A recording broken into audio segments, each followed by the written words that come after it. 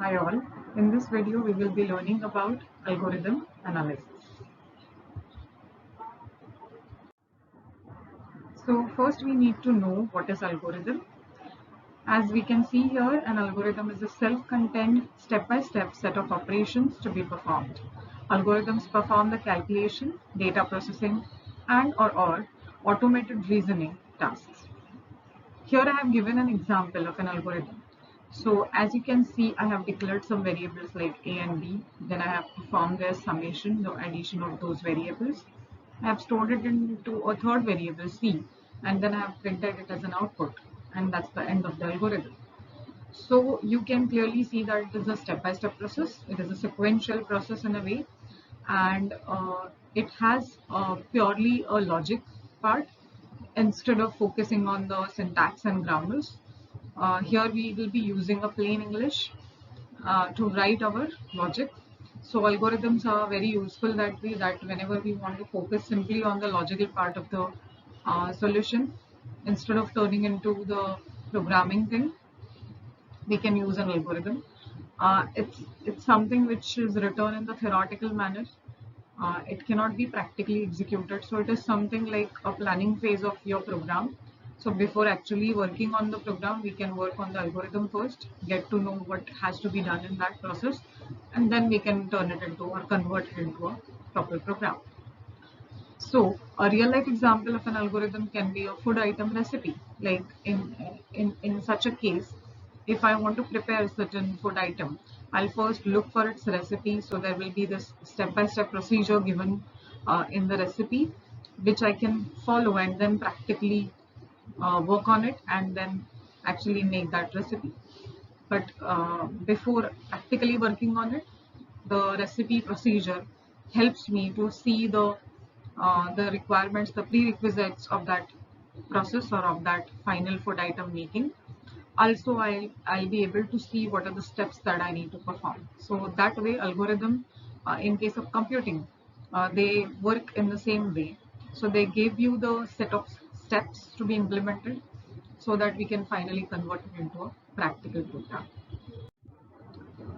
Now, the main point we want to learn here is algorithm analysis. So now if I know what algorithm is, how to analyze it, that also is an important point. So analysis of algorithms is the determination of the amount of time and space resources required to execute it. So यहाँ पे, as you can see, there are two important resources that we have to focus on, that is time and space.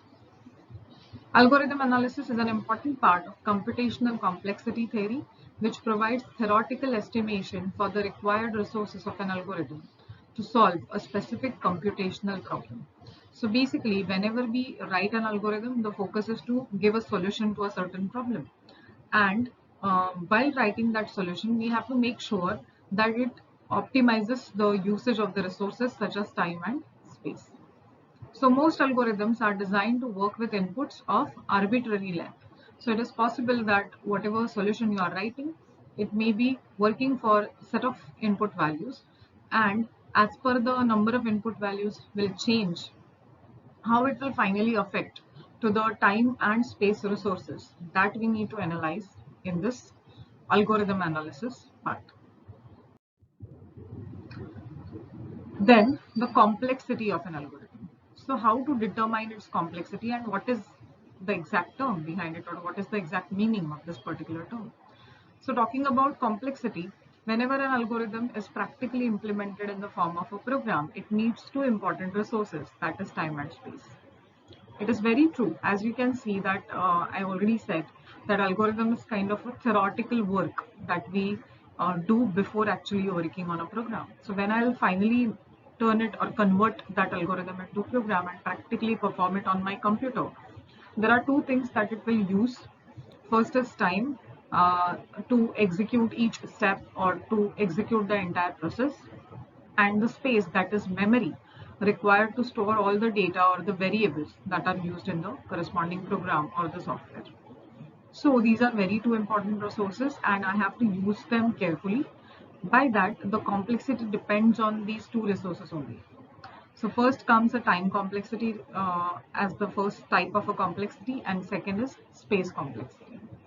Time complexity of an algorithm quantifies the amount of time taken by an algorithm to run a function of the length of the input. And space complexity of an algorithm quantifies the amount of space or the memory taken by the algorithm to run as a function for a length of an input. So basically, as we can see, यहाँ पे input values की basis पे we will be determining its complexity.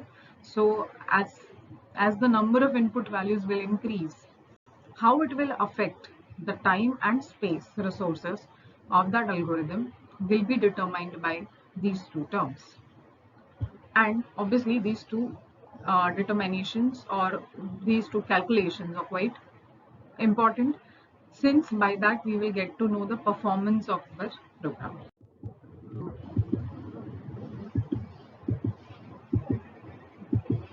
So talking about these two, I have given some practical examples of both of these, time complexity and space complexity.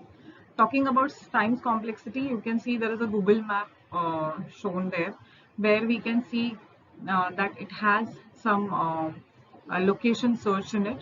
So if I'm searching for a certain location, I get to know there are different possible ways to reach to that location. Like I can go by car, by bus, by walking, and then there are different time durations that we can see there.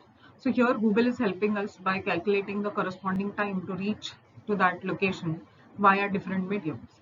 So by that logic, here the time complexity has been calculated in a way so that it will be easier for the user to determine which ways he can prefer or the user can prefer. Talking about space complexity, I have given the example of an inventory management system where whatever stock is coming in my warehouse, suppose, if I need to check whether enough space is available or not, first thing, and if the space is available, then where exactly I have to put that particular stock or put the set of products I have got. So that mapping can be also relate to the concept of space complexity, where I'm determining whether the enough space is there or not, and if the space is available, then where exactly I have to put my data or put the products in this example. So all that decision making will also relate to a space complexity. So these are the two examples which are actually implemented in real life. Talking about how to actually determine the complexity and write it, like if I need to write that this is the time complexity or this is the space complexity, then there should be some way to do that, and asymptotic analysis is one of the way through which we can mathematically calculate the complexity and we can write it actually on the paper.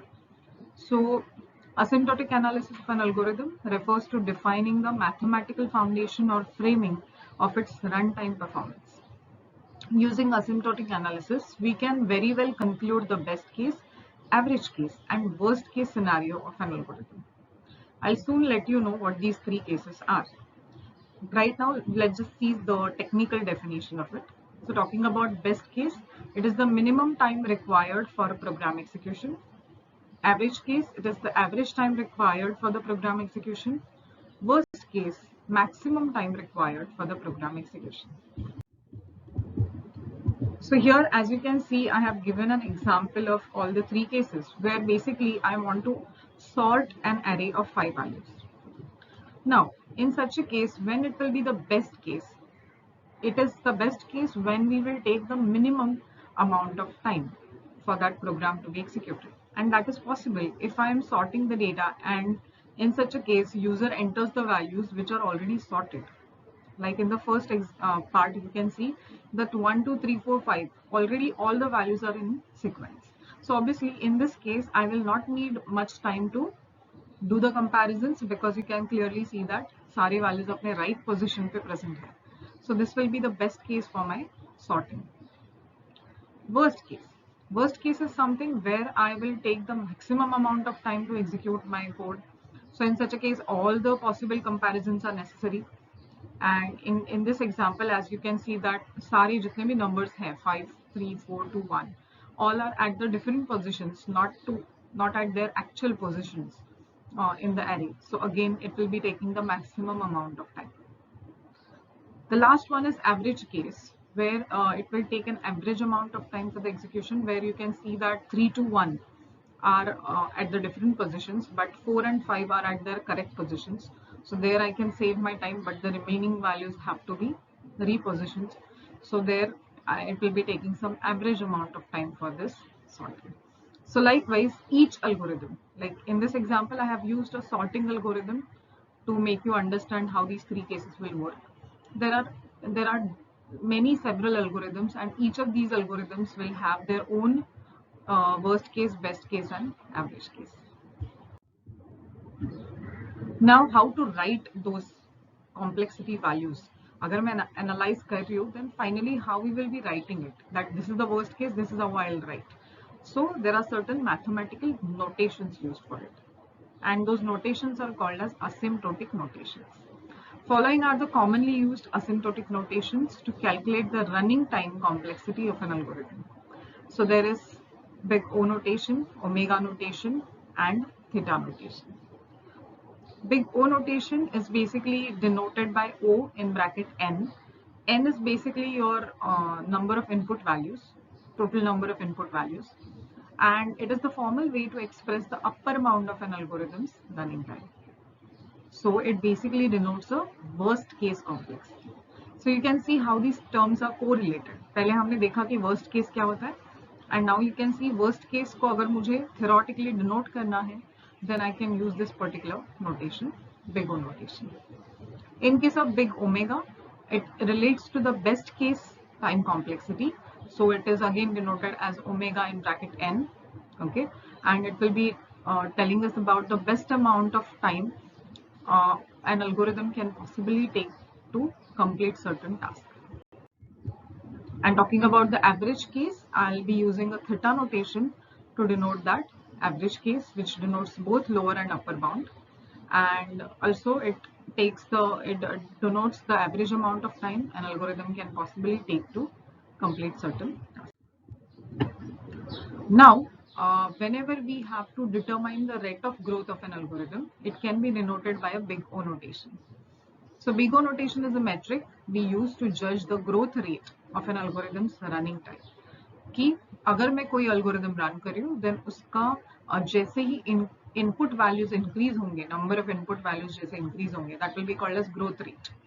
So once the number of input values will increase, how it will affect the performance, that I can show with the help of big O notation.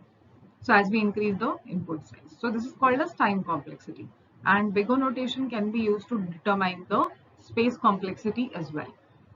We can take different programming examples to determine the amount of time required to execute as the input size increases.